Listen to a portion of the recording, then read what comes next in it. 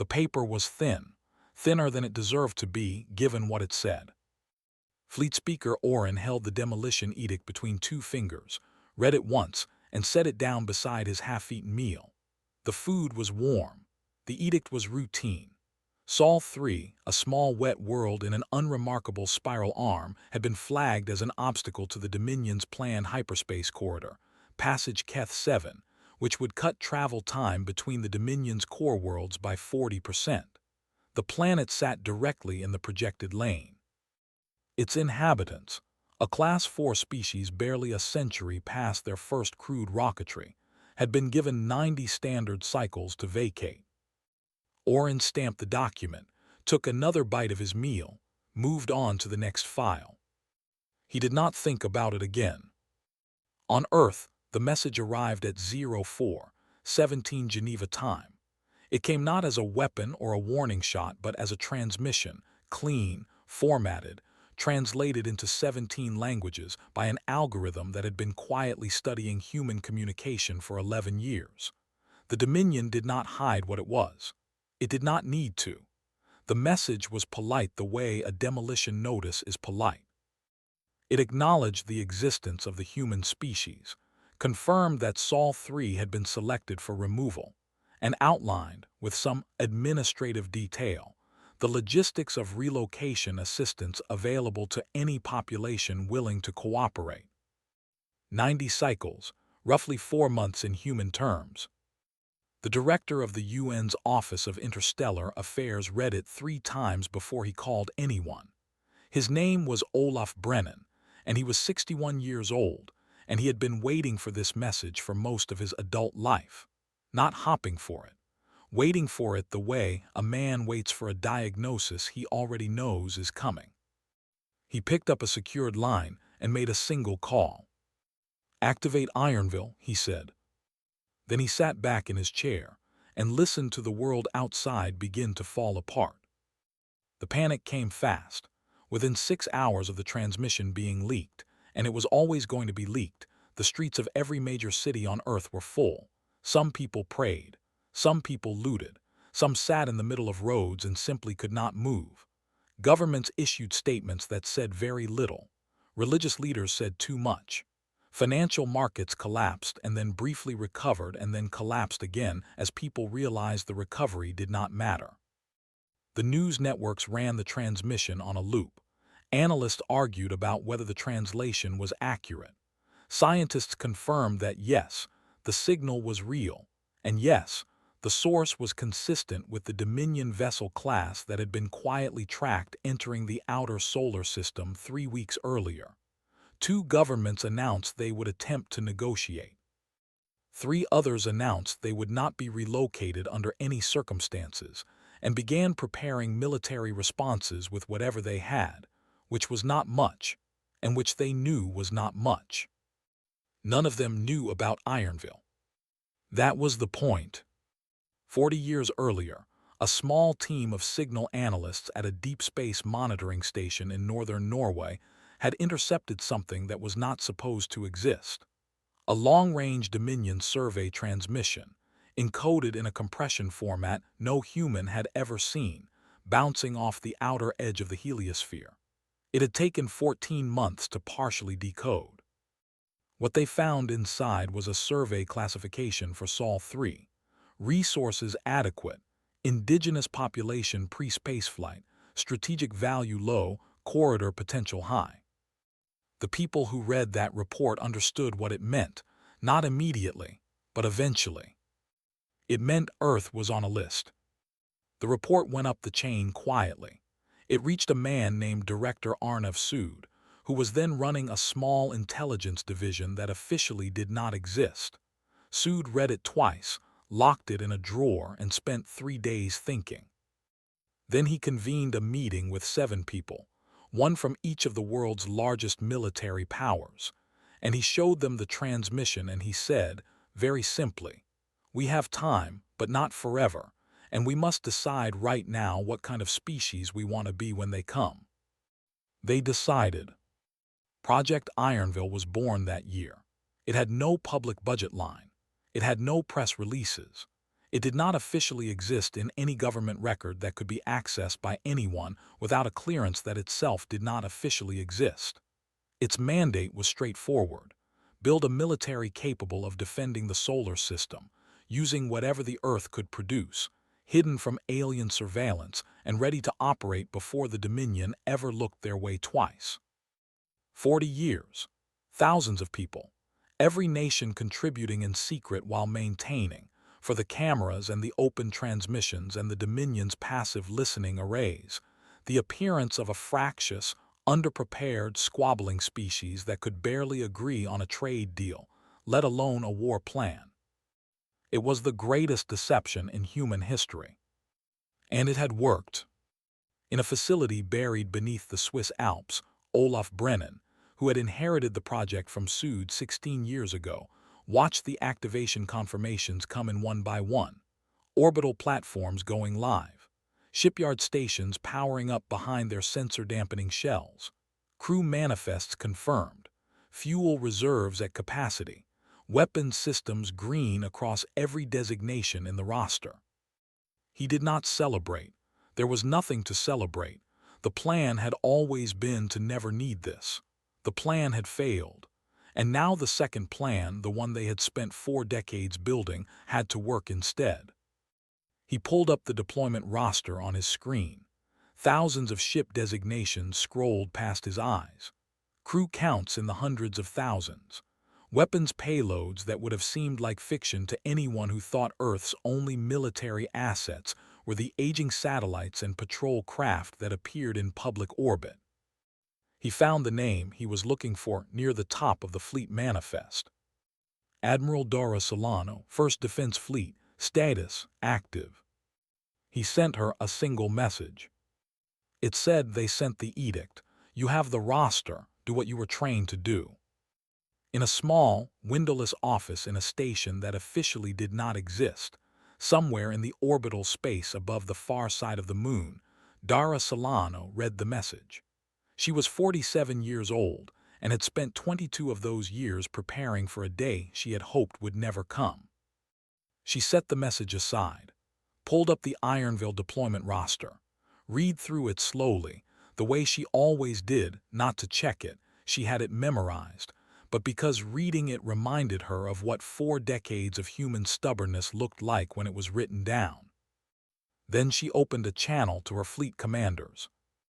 All wings, she said, this is not a drill. Outside the station, in the dark between the Earth and Moon, the first lights were coming on. Asteroid 2040, 1 row did not look like anything worth noticing. From the outside, it was a dull, pitted rock about 6 kilometers across, tumbling in a slow, lazy roll through the inner asteroid belt. Its surface was unremarkable. Its radar return was unremarkable. The Dominion's survey drones, which had made 3 passive passes through the belt over the last decade, had logged it and moved on without a second scan. Inside, it held 47 warships. Ria Solano had lived and worked inside 2041 row for the past 3 years. She was a structural engineer, 26 years old, and she had grown up knowing exactly what her mother did for a living, which meant she had grown up knowing almost nothing, because her mother had told her almost nothing. A vague reference to defense work, long absences, a careful silence around certain topics that Ria had learned, as a child, not to push on. Then, on her 23rd birthday, a man she had never met had shown up at her university dormitory and handed her a sealed folder. Inside was a single document, 12 pages long, with the Ironville classification header at the top. She had read it twice. Then she had packed a bag, told her roommate she was transferring programs, and not looked back. That was 3 years ago. Now she knew more about the inside of asteroid 2041, row than she knew about any city on Earth. The station's main bay ran nearly 2 kilometers from end to end, carved out of the rock over 11 years of careful, quiet work by crews who lived here and never left, and whose families, back on Earth, were told they were working on classified geological survey projects. The ceiling was raw stone, studded with pressure lights that ran the length of the bay in long white rows. The floor was plating, thick, dark, bolted over the rock in sections by workers who had done the same job so many times they could do it in the dark, and sometimes had. The ship sat in rows. Rhea walked the length of the bay slowly, the way she did every morning before her shift began. Not because it was required, because she needed to see them. All 47 of them, ranked by size, ranging from fast-strike corvettes barely 50 meters long to the 3 heavy assault ships at the far end that were each nearly half a kilometer, and carried enough firepower to crack open a moon if someone pointed them right. They were not pretty ships. She had seen images of Dominion vessels, smooth, curved things that looked almost grown rather than built, with surfaces that seemed to breathe in certain lighting. Human ships looked nothing like that. They were angular, heavy, practical. Every surface had a function. Nothing was wasted on appearance. They had been designed by engineers who had one question in mind and one question only: will it work when it needs to? The answer, across 40 years of testing and refinement, was yes. She stopped at the hull of the nearest heavy assault ship and put her hand on it. The metal was cold under her palm. Somewhere inside it, 312 crew members were running pre-deployment checks for the second time that day. She could hear, faintly through the hull, the vibration of systems cycling up. Her comm unit buzzed. She answered it. Rhea, her mother's voice, flat and steady, the way it always was when something was happening. I heard, Rhea said, the edict. Yes. A pause. Rhea kept her hand on the hull. How long? She asked. We don't wait for them to set the timeline, Dara said. We set ours. That was all she said about it. Then she asked Rhea for a structural readiness report on the bay's launch rails, because that was the kind of mother she was. The kind who checked the work first and talked about feelings later, usually much later, usually in a letter written late at night that arrived weeks after the conversation it was responding to. Rhea pulled up the rail diagnostics on her tablet and started reading them off, but her eyes stayed on the ship. 2,000 kilometers away, in a pressure vessel tucked inside a captured Kuiper belt object that had been quietly repositioned over 8 years, a different kind of inventory was running. Not ships, missiles. Long-range, deep space capable, with guidance systems that had been updated 6 times in the past decade as human targeting technology improved. The facility held over 4,000 of them, arranged in launch racks that ran the full length of a cavern so large that the far end was lost in the dark. Nobody lived there. It was fully automated. It had been fully automated for 12 years, since the last maintenance crew had finished their work and been rotated home. The only things that operated inside it now were machines, and the machines had been given very simple instructions: wait for the signal. Elsewhere in the solar system, other stations were waking up in the same quiet way. A weapons depot behind the irregular moon Himalaya, a fuel processing station disguised as an ice mining operation at the edge of the system, 3 separate command relay platforms in high solar orbit, their emissions masked behind dedicated interference projectors.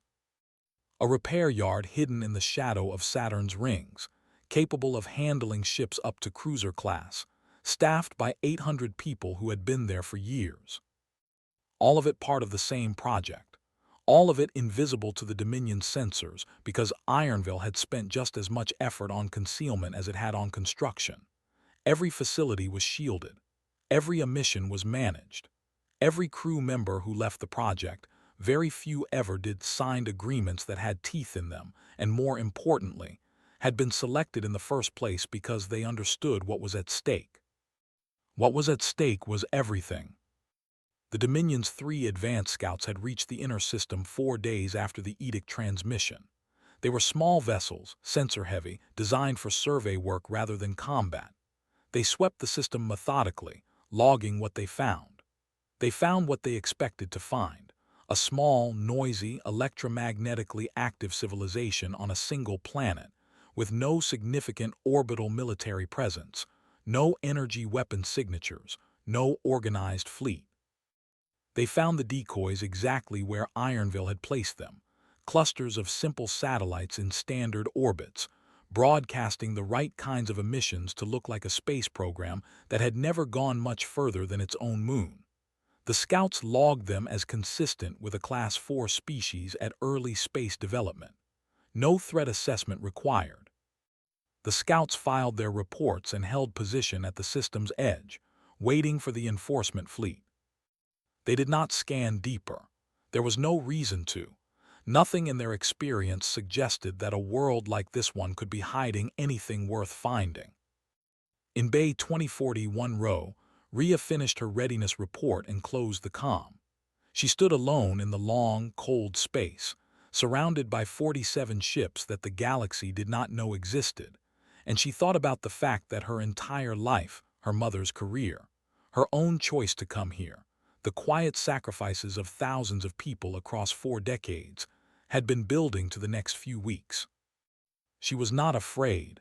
She was something more complicated than afraid. She picked up her tablet and went back to work. There is a specific kind of silence that comes before a very large thing happens. Not the silence of nothing, but the silence of everything holding its breath. That was the silence aboard every Ironville station and warship in the solar system at 0944 system time, when 200 Dominion enforcement vessels dropped out of faster-than-light travel at the system's outer boundary and began their slow, organized advance toward the inner planets. Fleet Speaker Oren stood at the viewing deck of the lead administrative vessel and looked at the distant star that was Sol. It was unremarkable. Average size, average output, average position. He had overseen 11 demolition operations in his career, and Sol 3 was, by every metric he used to evaluate these things, the least interesting of all of them. The species had not even attempted to respond to the edict in any organized way. There had been transmissions, many of them in several languages, chaotic and emotional and contradictory, but nothing that resembled a coordinated reply. No unified government response. No treaty request filed through proper Dominion channels. Just noise.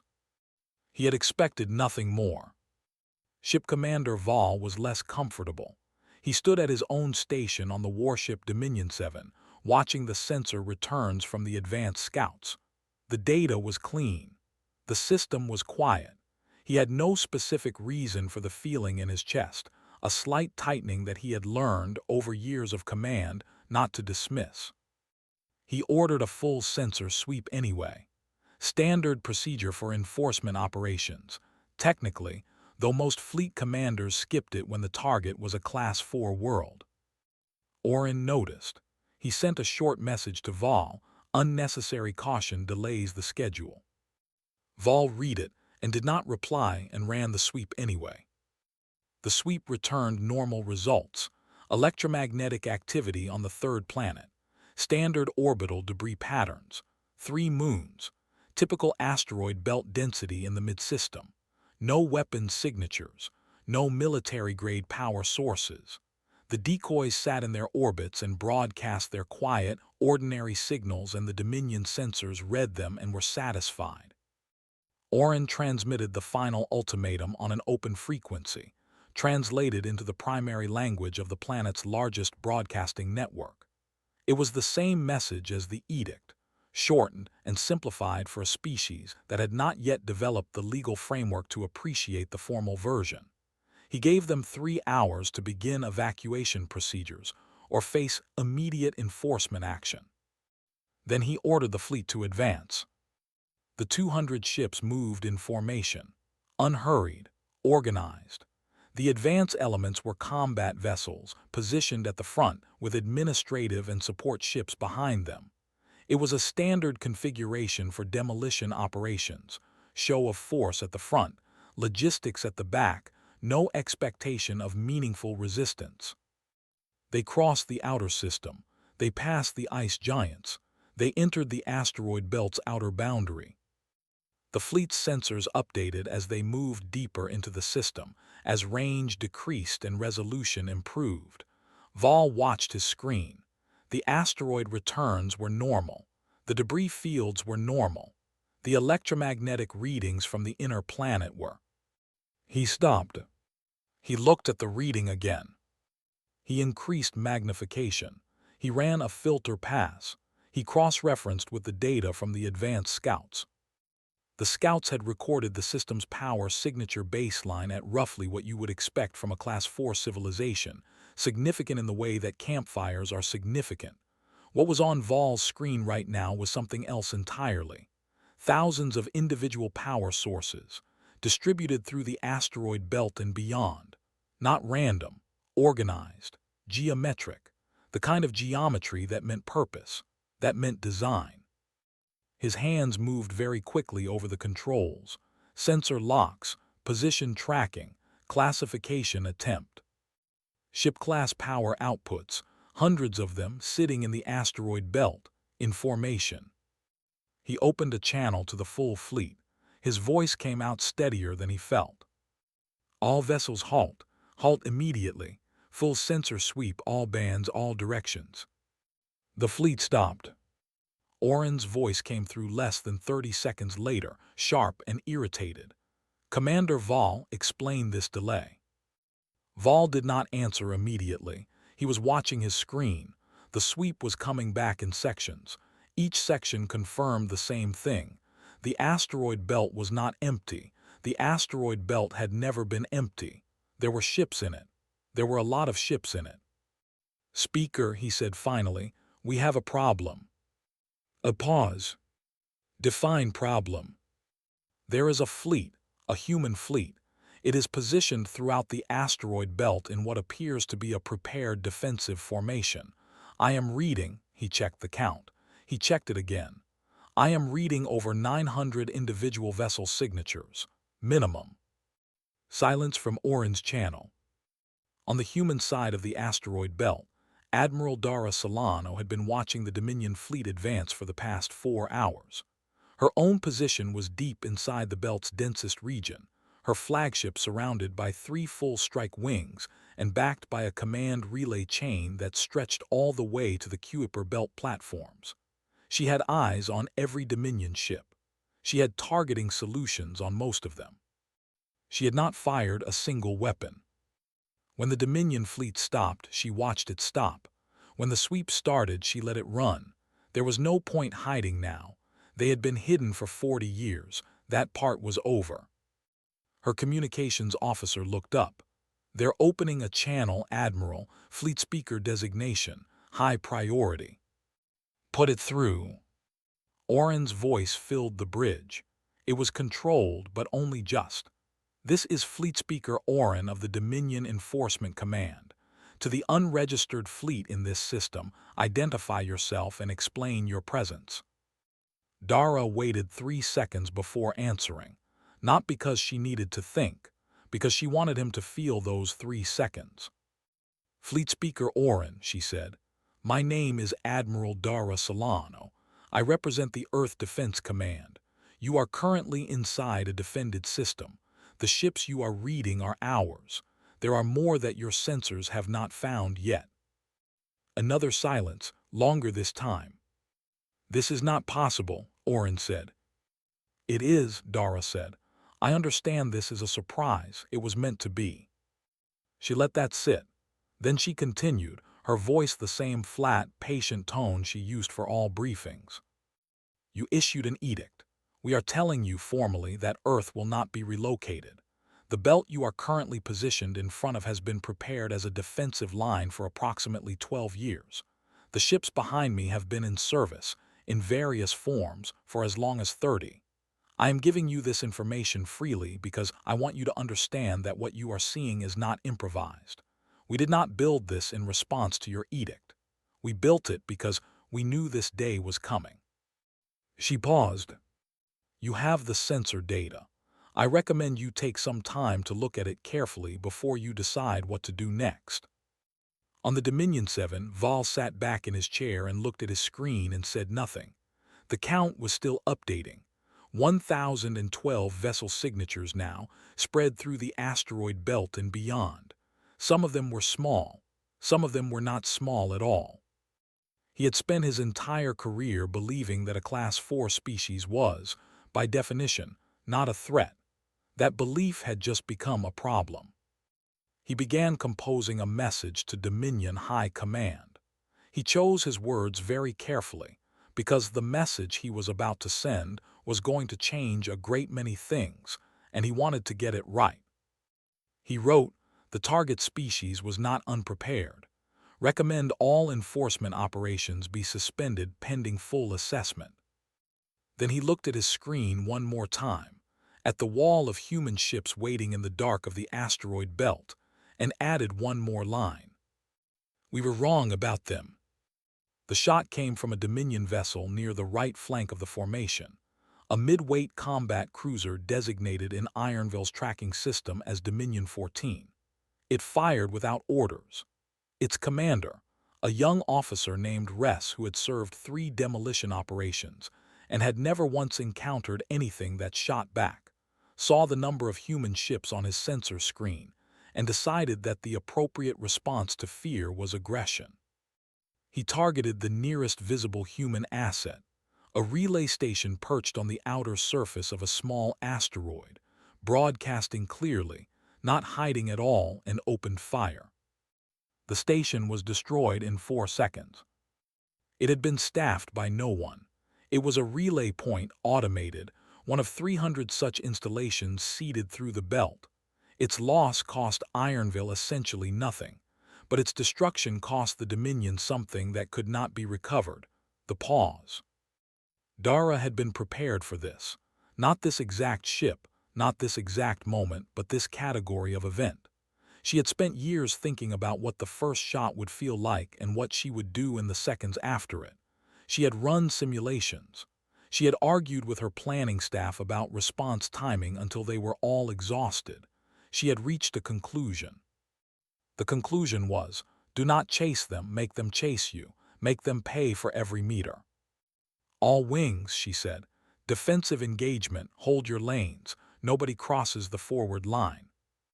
The battle began. It did not begin the way the Dominion expected a battle to begin. There was no grand charge, no sweeping fleet maneuver, no dramatic head-on engagement. What happened instead was that the asteroid belt became, over the next 2 hours, the most expensive piece of real estate in the solar system. Human ships did not fight in lines. They fought in clusters, small, fast groups of 4 to 8 vessels that moved through the belt's dense rock and debris like they had been doing it their whole lives, because many of their crews had. Ironville had run training operations in this belt for 15 years. Every rock larger than 20 meters had been cataloged and assigned tactical designations. Every gap, every shadow, every angle of approach had been studied and planned for. The Dominion fleet advanced into a space it did not know, fighting an enemy that knew every centimeter of it. A Dominion heavy cruiser pushed past Asteroid 7 Gamma and found 3 human corvettes waiting on the far side, already at firing angle. They hit it in coordinated bursts, not enough to destroy it, but enough to knock out its primary sensors and drive it back. Before it could reorient, 2 more corvettes came from a different vector and finished the job on its engine array. The cruiser went dark and drifted. It had taken 40 seconds. 3 sectors away, a Dominion destroyer squadron tried to push through a gap in the belt's outer ring and ran directly into a prepared minefield. Not old-fashioned explosive mines, but sensor-keyed kinetic platforms that Ironville had placed there 2 years ago and then left entirely alone. The platforms activated when the Dominion sensors crossed a threshold. 4 destroyers were damaged. 1 was destroyed outright. The gap closed. The Dominion squadron pulled back. Oren, watching from his administrative vessel safely behind the combat line, was experiencing something he had not felt in many years: genuine uncertainty about the outcome of an operation he was running. He kept asking for updated casualty reports, and the numbers kept being worse than the previous numbers, and the advance kept stopping, and the human ships kept being where they were not supposed to be. He had 200 ships. He was not losing the battle in the sense that his forces still had numerical and technological advantages that should, by every standard Dominion metric, guarantee eventual victory. But the cost of every meter of advance was coming out higher than projected, much higher, and the projections had been based on the assumption of no meaningful resistance.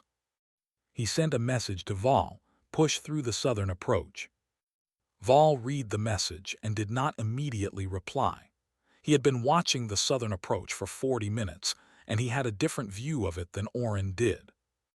The southern approach looked open. That was the problem.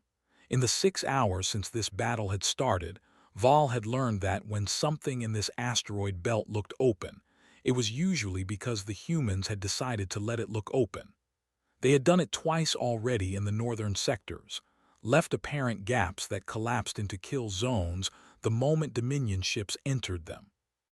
He sent his smallest available ship through the southern approach first, an automated probe, technically, but close enough. The probe crossed the threshold. Nothing happened. He sent 3 small patrol craft through. Nothing happened. He began moving a destroyer forward. It was halfway through the gap when the sensor returns changed. Not weapons fire, something subtler. The approach, which had seemed clear, now showed mass concentrations on 3 sides. Not ships, asteroids, moving. Ironville had rigged 23 large asteroids in the southern sector with low-output engines and pre-programmed courses. They had been sitting motionless for 3 years. When the command signal reached them, they began to move. Slowly, because rocks that size move slowly, but with the kind of mass that nothing short of a heavy weapons barrage was going to stop in time. The destroyer reversed at maximum thrust. It cleared the approach with 70 meters to spare. The gap closed, rock ground against rock in slow, enormous silence. Vol looked at his screen for a long moment. Then he said, to no one in particular, "They mined the rocks." He sent a message back to Orin. The message said, "The southern approach is not viable. No approach in this belt is viable without significant additional losses. I am recommending we halt." Orin did not like the recommendation. Orin had a schedule and a professional reputation, and a demolition edict stamped with his name on it. He pushed back through 3 separate messages, each one more pointed than the last. Vol held his recommendation. The battle ground on for another 3 hours. The Dominion made some progress in the belt's northern edge, taking a section at a cost that Vol documented carefully. The humans gave ground slowly and deliberately, retreating to the next prepared position, the next cataloged rock, the next angle they had already decided would be useful. By the 14th hour, the Dominion fleet had advanced 11,000 kilometers into the asteroid belt. At that rate, reaching the inner system would take weeks and cost a significant fraction of the fleet's combat capability.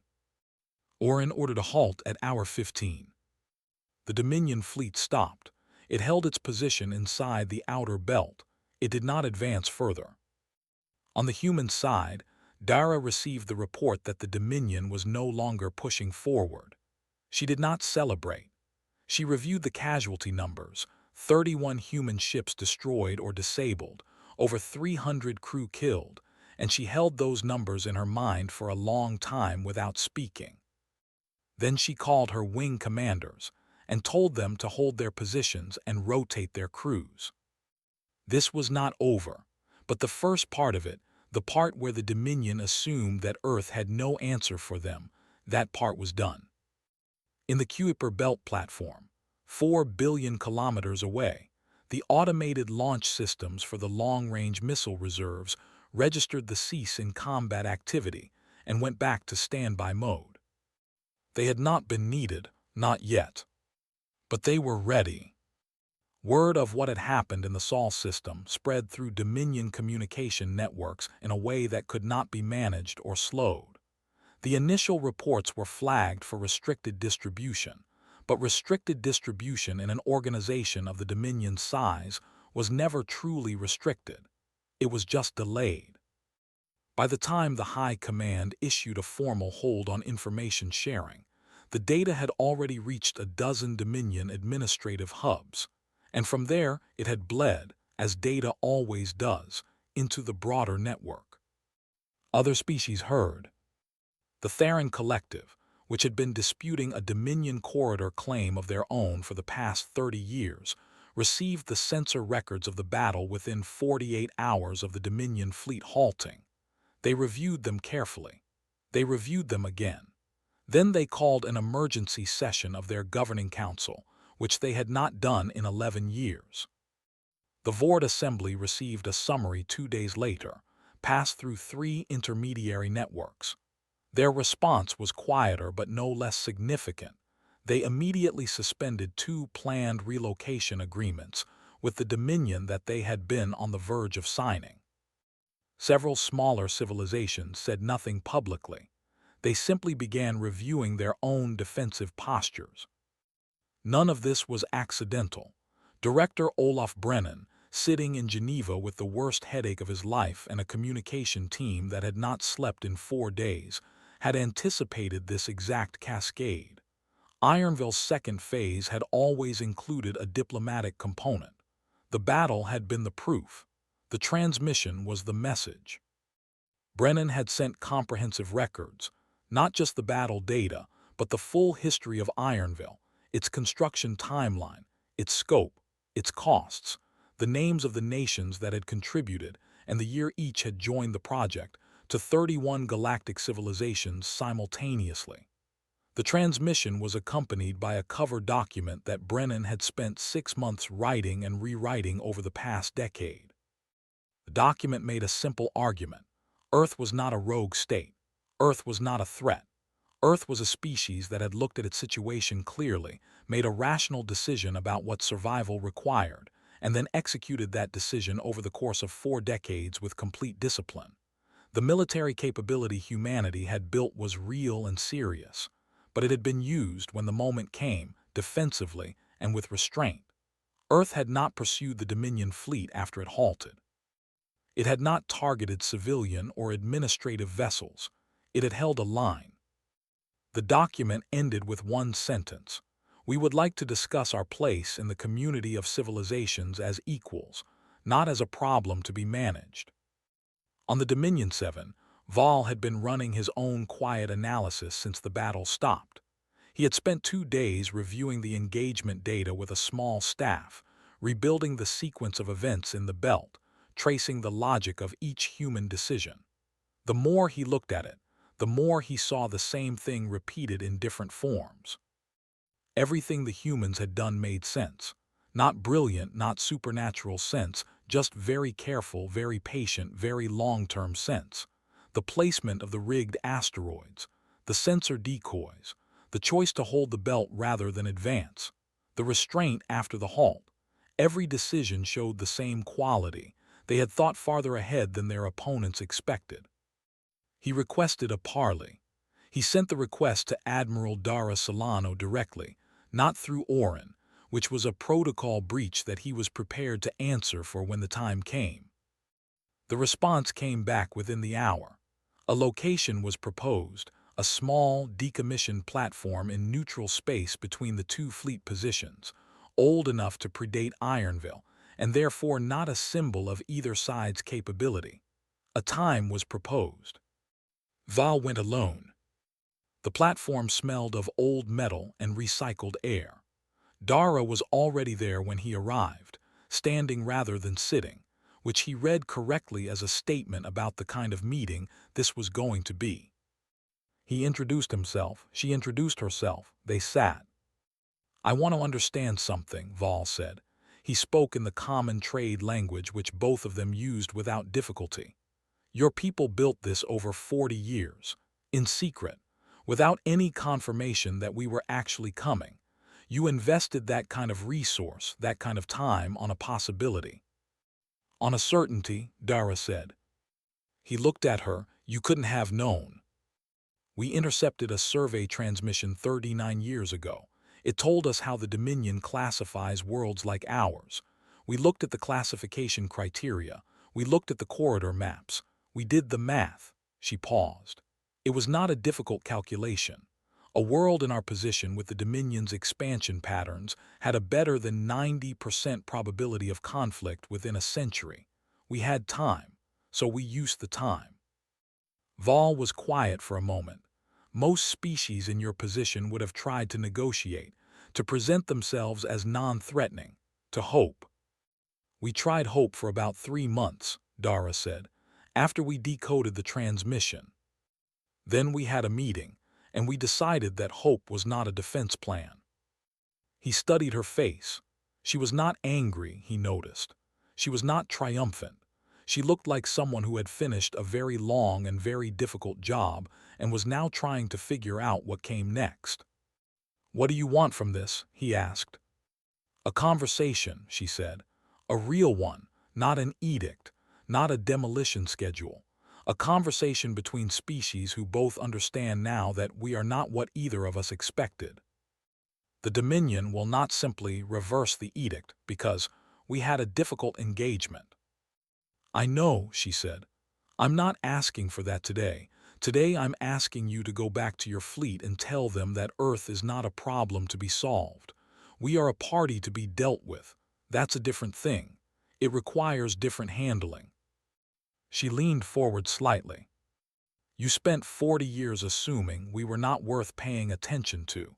We spent 40 years making sure that was the last mistake anyone made about us. The mistake is made. The question now is what you build on top of it." Vol did not reply immediately. He sat with the words, turning them over.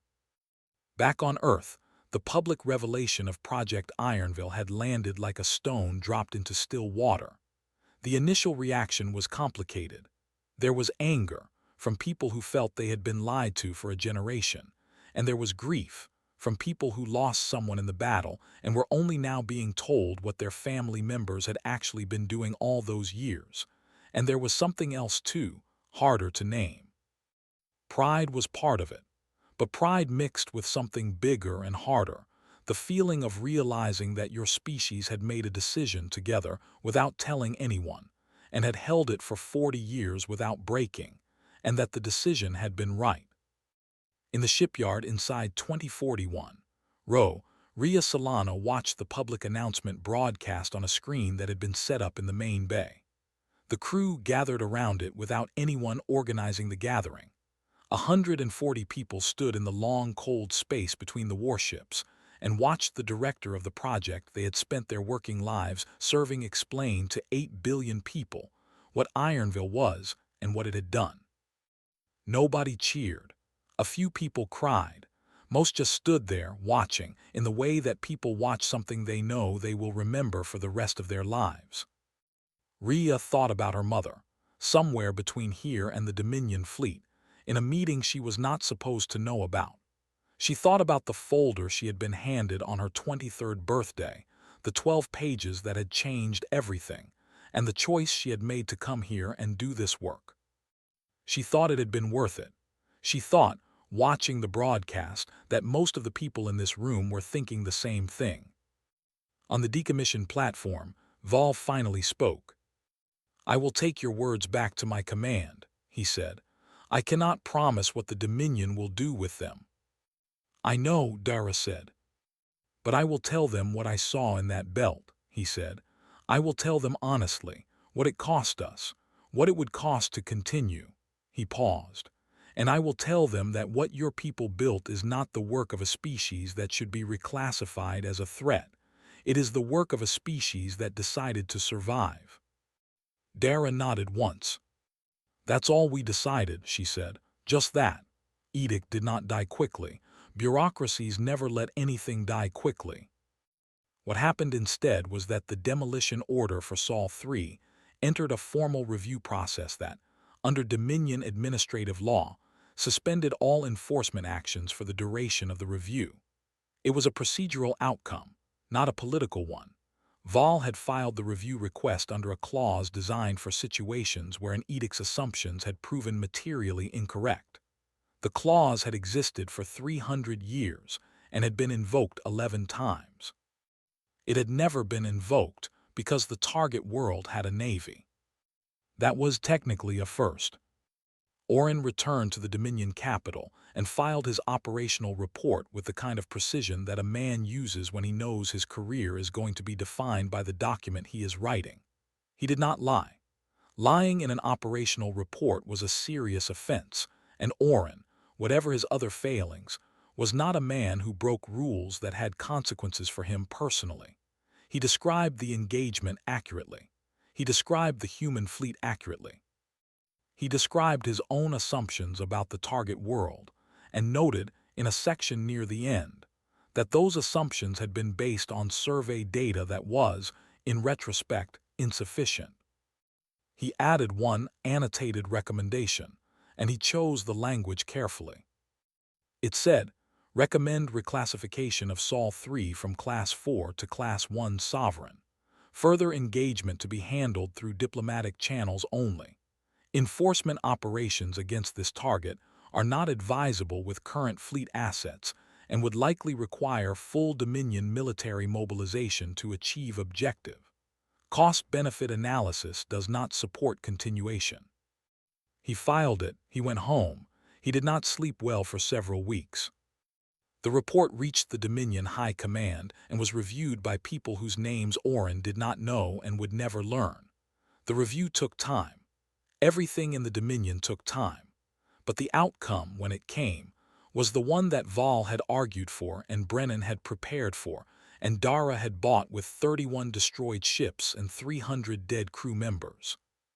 Sol 3 was reclassified. Back on Earth, they held a ceremony in Geneva.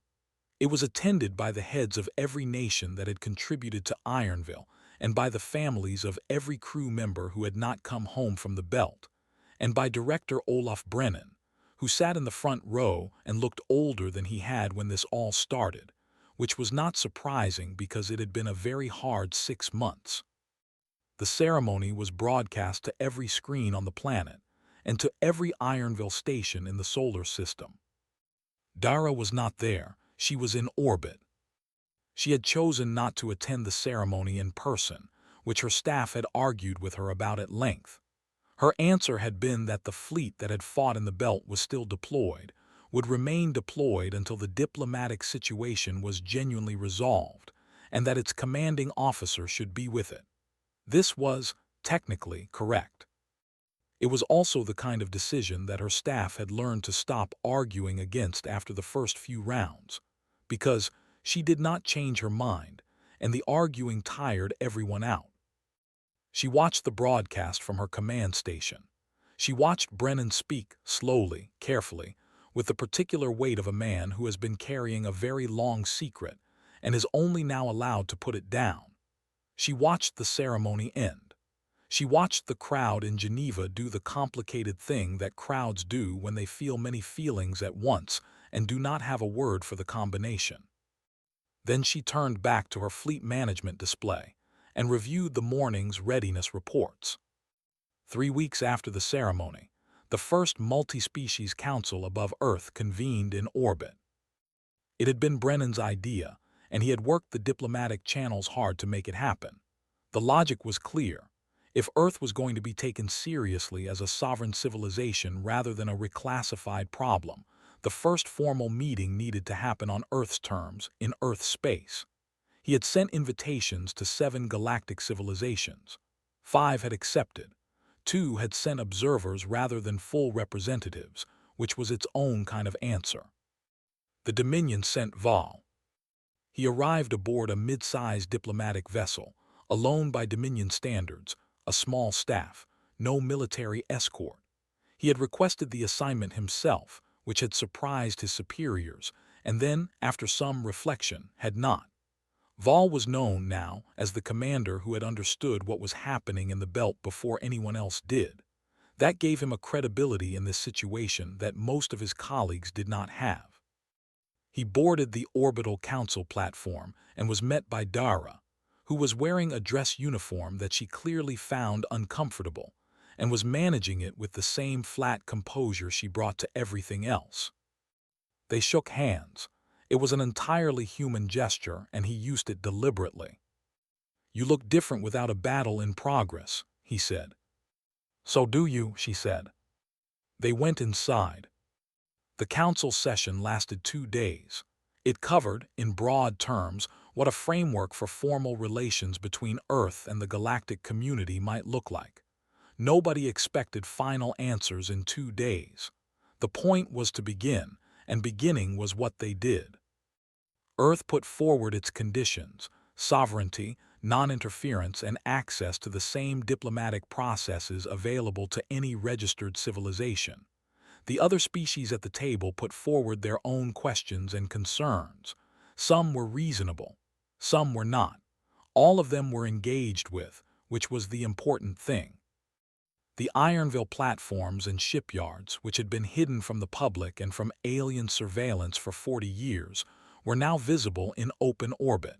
No attempt was made to conceal them. They sat above the Earth like a statement, which was exactly what they were. In the station inside 2041, Rhea watched the broadcast of the Council's opening session on the same screen where she had watched the Ironville announcement weeks before. The crew gathered in the same way, but differently, looser, quieter, the tension of the past months finally starting to release. She thought about what this place had been when she arrived, the secrecy, the weight of it, the knowledge that what you were doing mattered and that nobody outside this rock would ever know. She thought about what it was now, with the galaxy knowing, with the Council in orbit above the planet the station had been built to protect. Different, it was very different. She did not go back to Earth immediately. None of the Ironville crews did. The fleet stayed deployed while the diplomatic process ran, because deployed was where it needed to be until there was something real and formal to stand behind. Rhea kept working. There were ships to maintain and systems to check, and 1,000 small technical tasks that did not stop needing to be done just because the political situation had changed. But the work felt different now, lighter in a way that was hard to explain. 4 months after the Council's opening session, a transmission arrived at Earth's diplomatic relay from a Dominion administrative office. It was short, politely worded, and addressed to the UN Office of Interstellar Affairs.